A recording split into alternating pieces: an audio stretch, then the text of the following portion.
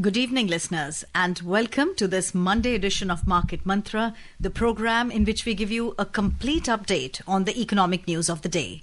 And today we'll also be taking calls from our listeners on any queries that you may have on economic, business and stock market news. But do remember that we do not address company-specific queries. To connect with us, you can call us on 2331 4444, 2342-1050 and 2331-0464. And of course, do prefix the code 011. To navigate you through today's show, along with Amrish Saxena, I am Sarabjit Kaur. नमस्कार, आर्थिक खबरों के कार्यक्रम market मंत्र में आपका स्वागत है।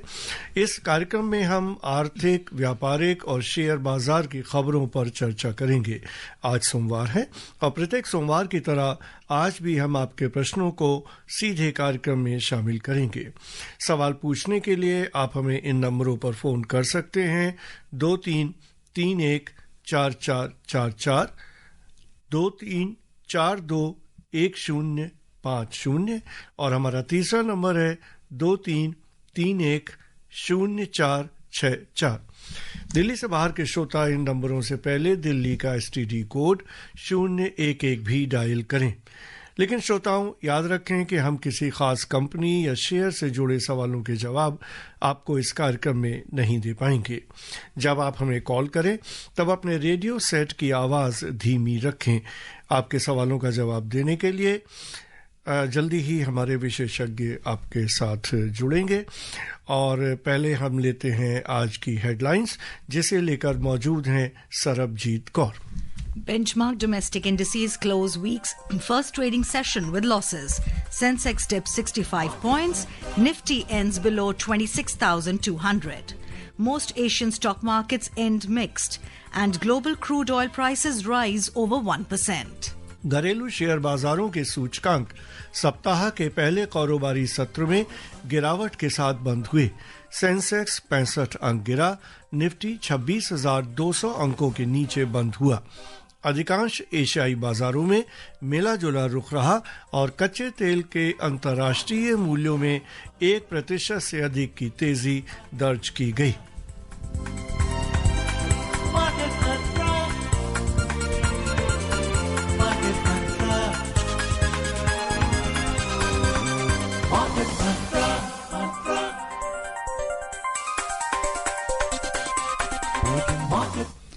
And listeners, before we take you any further in the program, may we remind you, the views and opinions expressed by the experts in this program are their own and not of Akashvani. Akashvani advises its listeners to do their own research or consult a registered professional before taking any investment decision. We further advise all listeners to exercise due diligence and rely on their own judgment for taking any financial decision. और आज की पहली खबर, घरेलू share बाजारों के सूचकांक Sensex और निफ्टी आज मामूली गिरावट के साथ बंद हुए। दोनों ही सूचकांक अब तक के सर्वोच्च स्तर पर खुले थे, लेकिन बाद में वे अपनी तेजी बरकरार नहीं रख पाए। दिन में बाजारों में कारोबार एक निश्चित दायरे में चलता रहा, लेकिन बाजार बंद होने के समय सूचकांक नीचे लुढ़क गए। सेंसेक्स 65 अंक की गिरावट के साथ 85,642 अंकों पर बंद हुआ, जबकि निफ्टी 27 अंक गिरकर 26,176 अंकों पर आ गया। बॉम्बे स्टॉक एक्सचेंज के व्यापक बाजार में मिला जुला रुख रहा। मिड कैप में 0.2% की गिरावट दर्ज की गई, जबकि स्मॉल कैप सूचकांक में मामूली बढ़त दिखाई दी। Benchmark domestic equity indices, the Sensex and the Nifty, ended the session with slight losses today. Both indices opened at their record all-time highs but were unable to hold on to that momentum. After a range-bound day of trade, the market slipped into the red by the close. The Sensex fell 65 points to close at 85,642, while the Nifty dipped 27 points to settle at 26,176. However, the broader market indices at the Bombay Stock Exchange closed mixed. The mid-cap index lost 0.2%, while the small-cap index edged up marginally. और Sensex में शामिल 30 में से 16 कंपनियों में तेजी देखी गई। बढ़त दर्ज करने वाली कंपनियों में टाटा मोटर्स की यात्री वाहन इकाई में 1.9% से अधिक की बढ़त दिखाई दी। मारुति और भारत इलेक्ट्रॉनिक्स लिमिटेड दोनों का शेयर लगभग 1.4% बढ़ा और कोटक बैंक के शेयर में 1.1% से अधिक की तेजी दर्ज की गई। गिरावट दर्ज करने वाली प्रमुख कंपनियों में बजाज फाइनेंस का शेयर 1.6% से अधिक गिरा, सन फार्मा का शेयर लगभग 1.3% और टेंट का शेयर लगभग 0.8% तक नीचे आ गया। Across sectoral indices at the BSE, 12 out of 21 sectors ended with losses. Among the key decliners, realty slipped 1%. Healthcare dipped over 0.6% and consumer durables decreased almost 0.6%. Among the top gainers, auto gained 0.8%, metal rose nearly 0.6% and focused IT added more than 0.3%. The overall market breadth at the BSE was negative as shares of 2,405 companies declined, 1,836 advanced and 214 remained unchanged. Meanwhile, we welcome our financial expert, Mr. Aman Agarwal, to the show.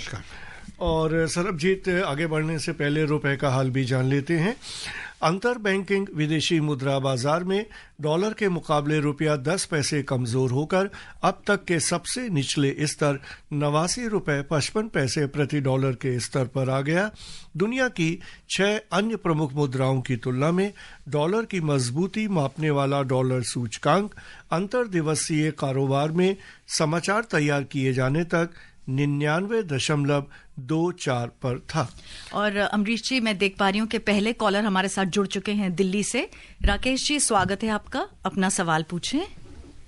नमस्कार जी, market मंत्रा team को नमस्कार जी। नमस्कार sir, मेरा प्रश्न will के बारे में है। जैसे किसी का बैंक अकाउंट और प्रॉपर्टी के विल उन्होंने किए लेकिन रजिस्टर नहीं कराई, तो क्योंकि वो इस पोजीशन में नहीं है कि वो वहाँ जा सकें, वहाँ रजिस्ट्रार ऑफिस में रजिस्टर करवा सकें, तो क्या प्लेन पेपर पे भी विल वो मानी जाती है? रजिस्टर कराना जरूरी है? अगर वो नहीं जा सकते तो क्या और कोई प्रोसीजर है रजिस्टर कराने का विल को? हाँ जी, बिल्कुल। इसमें जो विल होती है, पहली बात तो अगर कोरे कागज पे भी लिखी गई हो और उनके हस्ताक्षर हों, उसके अलावा 2 विटनेसेस जो विल के अंदर रिलेटेड हैं उनके ना छोड़ के किसी और 2 के हस्ताक्षर हों उसी समय पे जब उन्होंने विल लिखी हो तो विल वैलिड होती है। अगर नहीं भी हो तो वैलिड होती है। दूसरी बात, रजिस्ट्रेशन हर स्टेट में अब मैंडेटरी नहीं है। कुछ स्टेट्स में उन्होंने अभी पुराना जो रूल था उसमें कर रखा है, बट इसमें सुप्रीम कोर्ट का डिसीजन आया है जिसमें उन्होंने साफ कहा है कि इसमें विल रजिस्टर्ड होना मैंडेटरी नहीं है।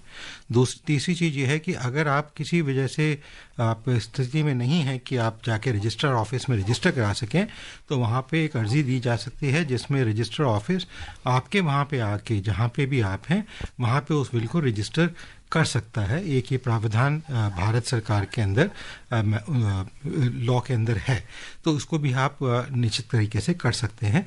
पर वैसे जैसे अभी काफ़ी सारे केसेस आए हैं जहाँ पे लोगों ने रजिस्टर विल करने के बाद में उन्होंने कहा कि उन्होंने अपनी विल चेंज करी, तो उस केस में रजिस्ट्रेशन। जहाँ तक बैंक की बात है, जहाँ तक हो सके अपना नॉमिनेशन आप बैंक में, चाहे वो खाता हो या लॉकर हो या कोई ऐसी और सुविधा हो, उसमें कराएं, तो उसमें उस चीज़ का जो भुगतान है लोगों तक पहुँच मिल सकेगा। जी, और चलते हैं हम अगले श्रोता की ओर। गाजियाबाद से जय कुमार लाइन पे हैं।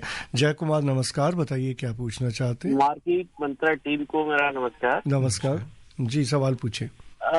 जनरली गवर्नमेंट या सेबी जो भी रूल बनाती है सभी के बेनिफिट के लिए बनाती है, लेकिन अभी ये नोटिस में आया है कि बायबैक जो स्कीम है उस स्कीम से सारे के सारे लोग बेनिफिट नहीं ले पा रहे हैं।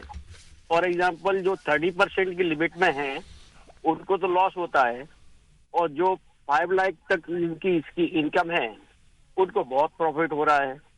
तो ये जो डिफरेंस है, क्या आप इस गवर्नमेंट को याद दिलाएंगे कि ये डिस्पैरिटी जो है खत्म करनी चाहिए?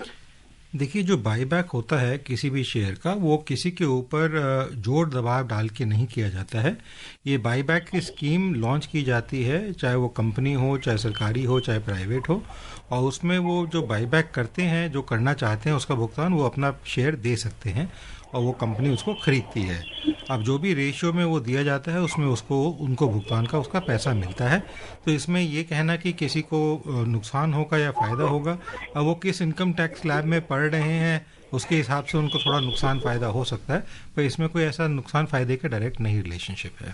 Okay, moving on to our next caller from Delhi, Amit Jha ji अपना सवाल पूछें। जी नमस्कार सभी को। सर से मेरा प्रश्न ये है सर कि जैसे हम gold ETF, silver ETF price देखते हैं, तो कंपेयर टू जो फिजिकल मार्केट में, लाइक मान लो MCX में अगर सिल्वर 1.1% अगर प्लस है मान लीजिए MCX या फिजिकल मार्केट में, तो गोल्ड ETF के जो शेयर्स के जो प्राइस होते हैं सर, वो मोस्टली 5 से 10% के 20% प्लस रहता है।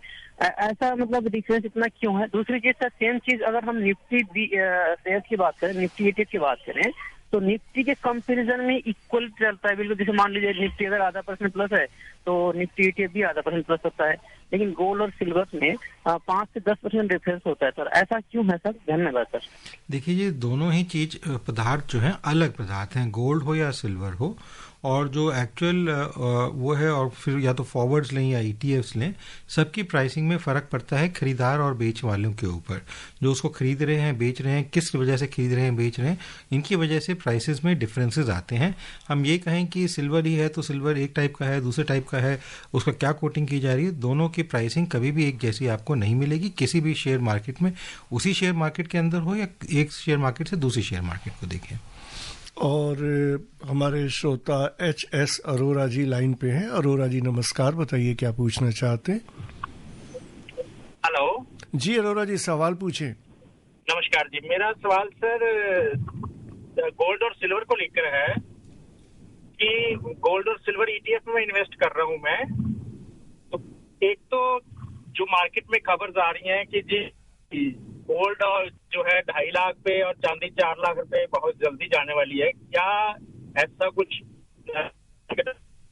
पॉइंट ऑफ व्यू से लगता है कि इतना राइज हो सकता है विद इन ईयर और 2? देखिए जी, आप ट्रेड कर रहे हैं, ETFs पे ट्रेड कर रहे हैं, आपको ज़्यादा इसके ऊपर पता होगा बिकॉज आप काफ़ी समय से ट्रेड कर रहे हैं। बट कोई भी पदार्थ इतनी तेज़ी से नहीं बढ़ती है। पहले अटकलें थी, बढ़ी और अभी भी बढ़ रही है, पर जैसे दिसंबर का एंड क्लोजिंग आएगा तो हमें थोड़ा गिरावट देखने को मिल सकती है, बिकॉज अंतर्राष्ट्रीय एजेंसीज जो होती हैं वो इन पदार्थों को होल्ड करती हैं, वो बेचती हैं प्रॉफिट बुकिंग करके अपने बैलेंस शीट्स को अच्छा दिखाने के लिए। पर क्योंकि ये महीने जो होते हैं अक्टूबर, नवंबर, दिसंबर, जनवरी और फरवरी तक शादियां होती हैं और त्यौहार होते हैं और सभी धर्मों में होते हैं हिंदुस्तान में, तो इसलिए इस समय खरीदारी इनकी ज़्यादा तीव्रता पे रहती है और इसलिए हमें तेज़ी से मार्केट में रेट बढ़ते नज़र आते हैं। एक कारण ये भी है कि जब रुपया गिरता है तो भी इससे थोड़ा फ़र्क पड़ता है, क्योंकि हमारा जो गोल्ड की प्राइसिंग होती है या सिल्वर की प्राइसिंग होती है, ये लंदन स्टॉक एक्सचेंज से प्राइसिंग हम लेके चलते हैं, तो जब वो कन्वर्ट करते हैं तो फिर हमें थोड़ा महंगे में देखने को मिलता है। और चलते हैं आगे की खबरों की ओर। एशियाई बाजारों का हाल जान लेते हैं।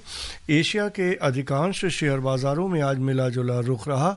हांगकांग शेयर बाजार का हैंग सेंग इंडेक्स लगभग 0.7% बढ़ा और चीन के शंघाई कंपोजिट इंडेक्स में बढ़त 0.6% से अधिक रही। सिंगापुर के स्ट्रेट्स टाइम्स इंडेक्स में मामूली बढ़त दिखाई दी।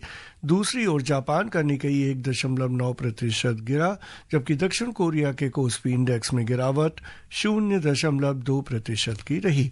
इस बीच दक्षिण कोरिया के वित्त मंत्रालय ने कहा है कि कोस्पी के शेयरों में कारोबार पर अगले वर्ष की शुरुआत से 0.05% का नया कारोबार शुल्क लगाया जाएगा। बेंचमार्क बाजारों पर इस तरह का शुल्क पहली बार लगाया गया है। और यूरोप के प्रमुख शेयर बाजार आज गिरावट के साथ कारोबार कर रहे थे। अंतिम समाचार मिलने तक जर्मनी का डेक्स 1.4% से अधिक की गिरावट के साथ कारोबार कर रहा था। दूसरी ओर फ्रांस के कैक में 0.8% और लंदन के फुटसी में 0.1% की गिरावट चल रही थी। अमन जी, आप क्या कहना चाहेंगे एशिया के शेयर बाजारों का जो आज हाल हमने देखा? देखिए जी, मेरे विचार में मिला जुला रुख देखने को मिल रहा हो, चाहे हिंदुस्तान के मार्केट है या एशिया के बाजार देखने को चल रहे हैं। कोई भी बहुत तीव्रता से बढ़ नहीं रहा है या घट रहा है। एक कारण ये भी है कि क्योंकि मैंने जैसे बताया अभी क्लोजिंग की तरफ हम जा रहे हैं, तो काफ़ी सारी कंपनीज जो होती हैं अपने जो final year calendar year, because Hindustan में तो हम चलते हैं 1 अप्रैल से लेके 31 मार्च तक, पर ज़्यादातर एशिया में या इवन यूरोप के अंदर और यूएस में वो कैलेंडर ईयर को लेके जाते हैं, जनवरी से दिसंबर। जी जी। तो दिसंबर में क्योंकि उनको क्लोजिंग करनी होती है, चीज़ें करनी होती है, तो अपने बैलेंस शीट्स को अच्छा करने के लिए वो ज़्यादातर कंपनीज जो है क्लोजिंग, इवन ट्रेडर्स क्लोजिंग की तरफ लेके जाते हैं। आइए चले अपने नेक्स्ट कॉलर के पास। रमेश जी दिल्ली से। रमेश जी अपना सवाल पूछें। हेलो जी। हेलो जी, सवाल पूछिए। हेलो रमेश जी, आपको मेरी आवाज आ रही है? हाँ, आपकी आवाज आ रही है, आप सवाल पूछिए। सर नमस्कार सर जी, मेरा एक छोटा सा क्वेश्चन है रिगार्डिंग इन्वेस्टमेंट के बारे में सर। 1990 में सर जी मैंने ना 45,000 रुपये लगाया था NSS के अंदर सर जी मैंने जी।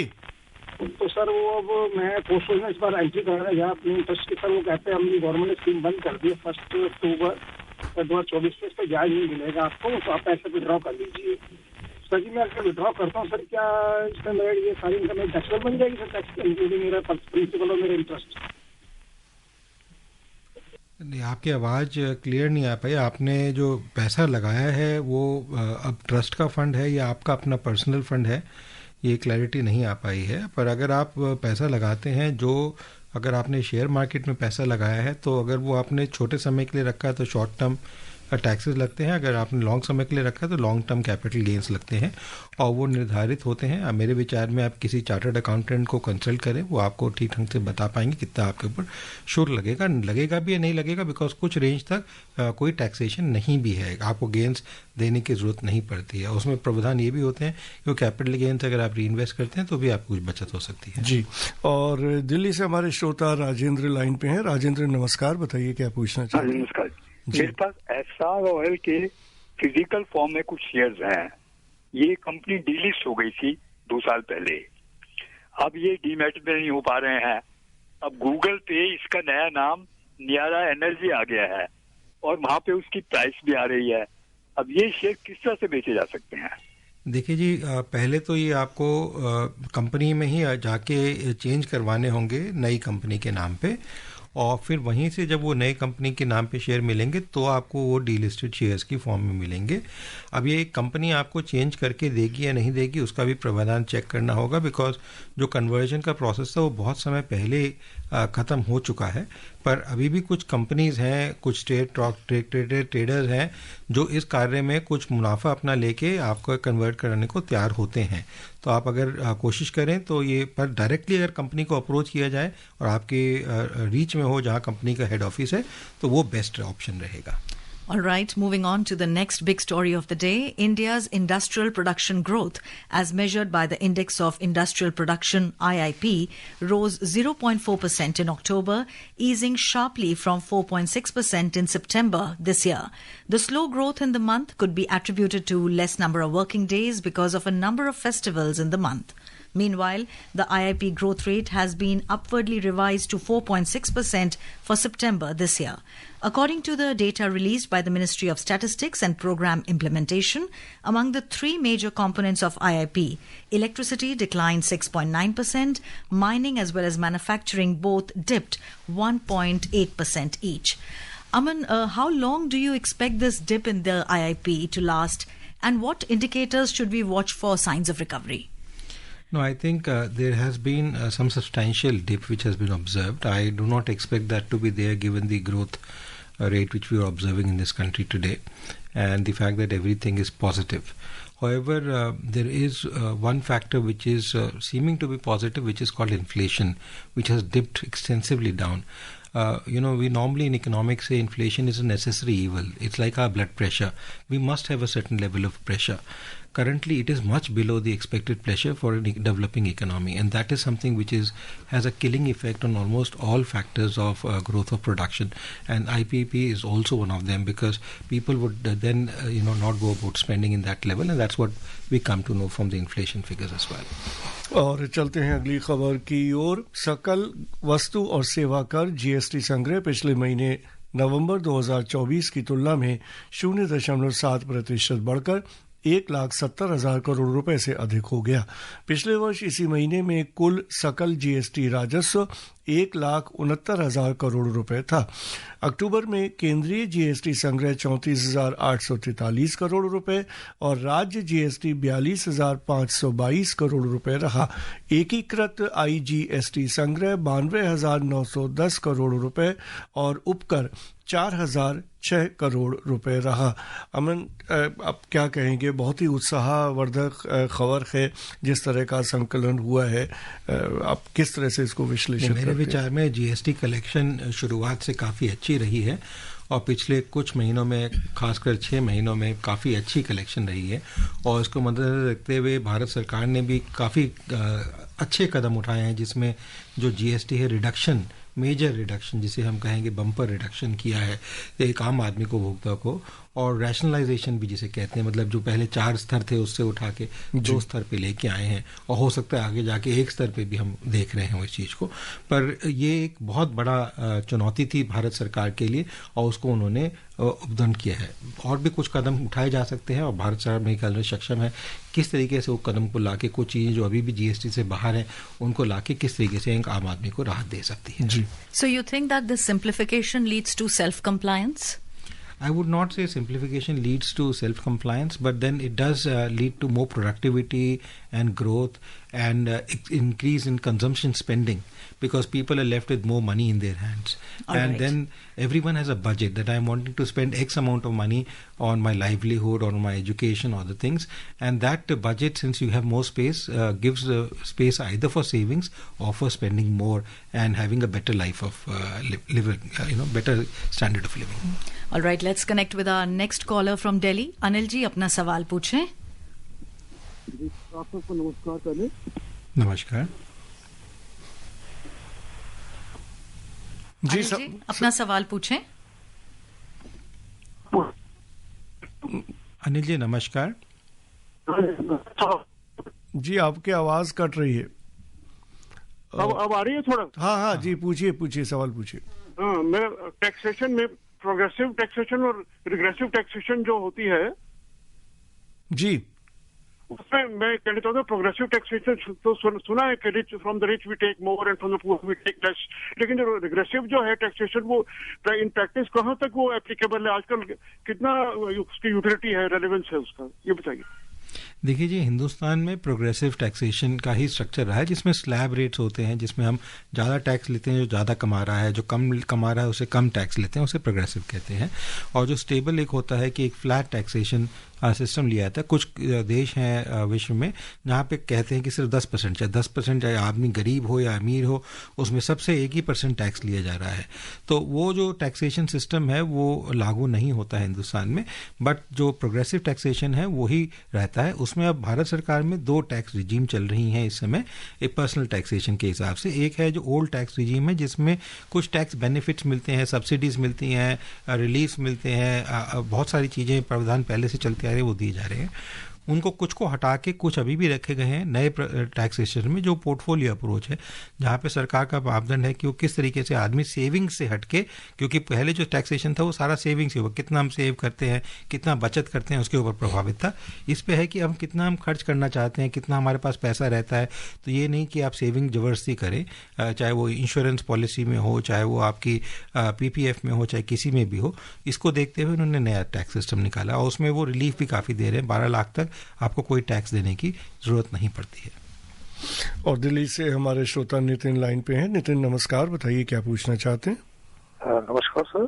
नमस्कार सर, मैं ये पूछना चाहता हूँ कि हमने सरकारी बैंक से अपना फंड निकाल के एक प्राइवेट बैंक के उसमें एफडी में लगा दिया है। लगभग एक ही बैंक में हमने 35 लाख रुपए फंड में लगा दिया।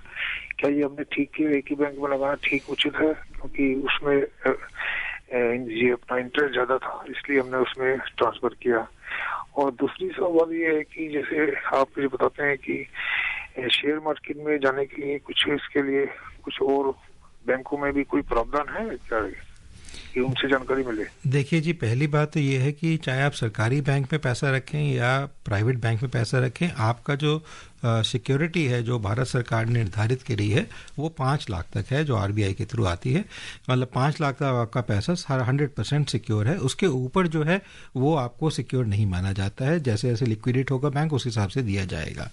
जहाँ तक ये सिक्योरिटी की बात है, अब देखने की बात यह है कि बैंकिंग प्रणाली हिंदुस्तान में पूरी तरह सेफ है। आज तक कोई भी बैंक ऐसा फेल नहीं हुआ। बंद हुए हैं, कुछ प्रॉब्लम भी आई है कुछ बैंकों में, पर आज तक किसी भी निवेशकर का पैसा कभी भी खराब नहीं हुआ है। तो इसलिए ये सोचना कि कहीं चला जाएगा गलत धारणा रहेगी। जहाँ तक डाइवर्सिफिकेशन की बात है, उसमें बेटर रहता है कि अगर आप प्राइवेट में भी जा रहे हैं तो उनको 3, 4, 5 बैंकों में कर दें। तो उससे क्या होगा कि वो आपको हर एक बैंक खाते के ऊपर 5-5 लाख की आपको एक सिक्योरिटी मिलेगी। तो अगर 35 हैं और काफ़ी सारे प्राइवेट बैंक अच्छे रेट्स दे रहे हैं, 4 या 5 में करते हैं तो आपको ज़्यादा सिक्योरिटी मिल जाती है। उस तरीके से आपका फंड जो है थोड़ा सिक्योर रहता है। President Draupadi Murmu today said that India is on course not just for economic independence, but expanding its economic role at the global stage. She said this while addressing the convocation ceremony of the Footwear Design and Development Institute in New Delhi. The president noted that the footwear industry is playing a key role in boosting the economy. और unified payments interface UPI ने पिछले महीने 1900 करोड़ रुपए लेन then का आंकड़ा पार किया। यह पिछले वर्ष की तुलना में लेन देन की संख्या में 32% की साल दर साल वृद्धि को दर्शाता है। इसके अलावा लेन देन के मूल्य में 22% की वार्षिक वृद्धि भी दर्ज की गई। Global crude oil prices rose today. Brent crude was trading almost 1.2% up at $63 and 10 cents per barrel, while WTI crude was trading nearly 1.2% up at $59 and 24 cents per barrel when reports last came in. And in the Indian bullion market, 24-carat gold was trading almost 1.1% up at 1,31,050 rupees per 10 grams, and silver was trading nearly 2% up at 1,78,500 rupees per kilogram a short while ago. और multi commodity exchange में अंतिम समाचार मिलने तक दिसंबर अनुबंध वाला सोना 0.9% से अधिक की बढ़त के साथ 1,28,080 रुपए प्रति 10 ग्राम पर चल रहा था। दिसंबर अनुबंध वाली चांदी 1.6% से अधिक की बढ़त के साथ 1,74,456 रुपए प्रति किलो पर कारोबार कर रही थी। अमन, आप क्या कहना चाहेंगे सोने और चांदी में जिस तरह की बढ़त लगातार हम देख रहे हैं? देखिए, मेरे विचार में अभी भी ये थोड़ा स्टेबल रहेगा, बट दिसंबर के एंड में जैसे मैंने पहले कहा थोड़ा गिरावट देखने को मिल सकती है। फिर वापस इसी स्तर पे अगले जनवरी या फरवरी में रहेगा, क्योंकि जो है वहाँ पे हिंदुस्तान में जैसे मैंने पहले बताया शादियों और त्योहारों का समय है और इस समय लोग पैसा खर्च करके ये गोल्ड खरीदते हैं और सिल्वर खरीदते हैं। जी। So gold has been, being purchased not only for consumption but also as an investment tool. Yes, and most rise which has happened lately in India for the last 2 years in particular is because that RBI has been buying gold extensively, which is a rare occurrence in the past in history of India.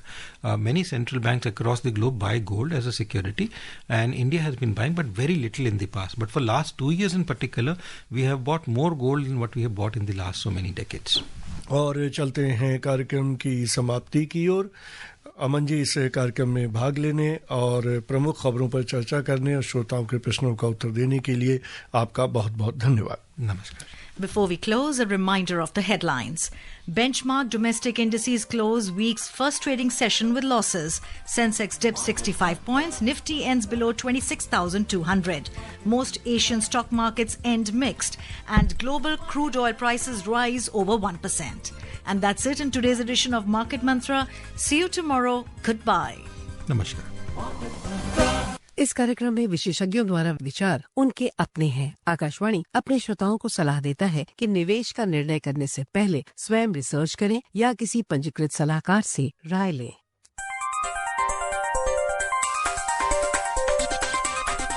Market मंत्र